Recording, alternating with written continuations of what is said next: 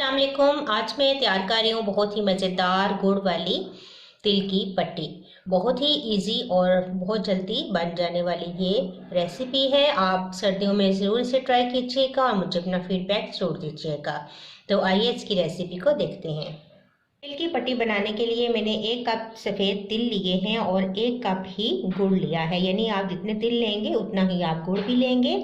1 tablespoon मैंने देसी घी लिया है और 2 टेबलस्पून मैंने ये पिसा हुआ नारियल लिया है। ये ऑप्शनल है, चाहे तो आप डालें या ना डालें।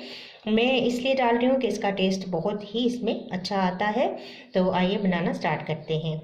मैंने पैन लिया है, फ्लेम ऑन कर दी है मैंने, और इसके अंदर मैं तिल डालूंगी और इनको ड्राई रोस्ट करूंगी। ड्राई रोस्ट करने से जो तिल का जायका है वो बहुत अच्छा आ जाता है। तो हल्की आंच पर मैं इसको ड्राई रोस्ट करती हूँ।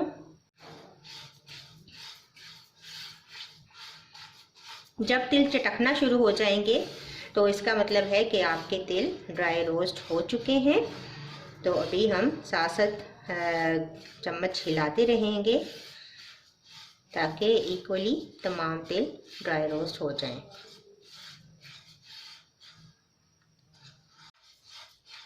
तकरीबन 2 मिनट गुजर चुके हैं। मैं तिल को ड्राई रोस्ट कर रही हूँ और अब ये चटकना शुरू हो चुके हैं।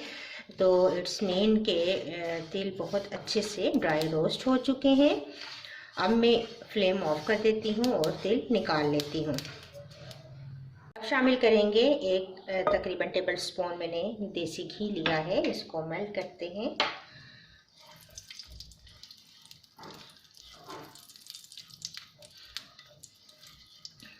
और आप इसके अंदर शामिल करते हैं गुड़ हल्की आंच पे, और इसके मेल्ट होने का हम वेट करते हैं।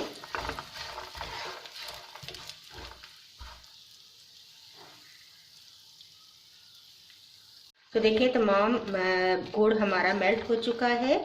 आप इसको मज़ीद थोड़ी देर पकाएं ताकि गुड़ का कलर थोड़ा डार्क ब्राउन हो जाए।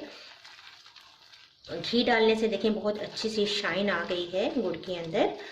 और इसके अंदर मैं नारियल ऐड करूँगी, पिसा हुआ नारियल। आप इस तरीके से भी चिक्की बनाकर देखें तो आपको बहुत ही ये टेस्टी लगेगी। तो मैं इसके अंदर तकरीबन 2 टेबलस्पून नारियल ऐड करती हूँ इस स्टेज पर,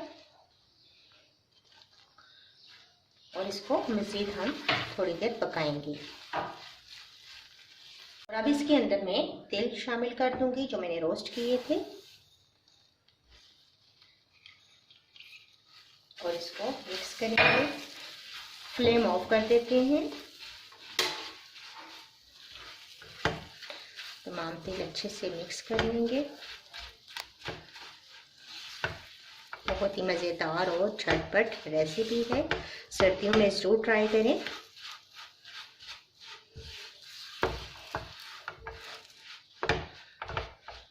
तमाम तिल अच्छे से मिक्स करने के बाद अब हम इसे निकाल लेंगे। किसी भी बोर्ड के ऊपर आप ऑयल लगाएं और इसको ग्रीस कर लें।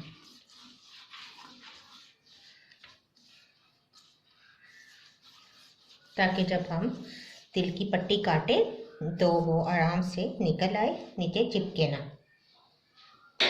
और इसके ऊपर अब हम ये तमाम तिल का मिक्सचर डाल देंगे।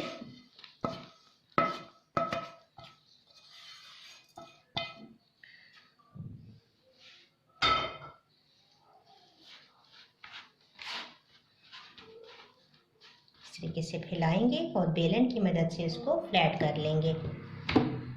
बेलन की मदद से आप इसे फ्लैट कर लें। इक्वली कोशिश करें कि एक जैसी ही ये इसकी मोटाई रहे, ज़्यादा या कम ना हो किसी जगह से। हम गरम ही इसके ऊपर इस तरीके से निशान लगा लेंगे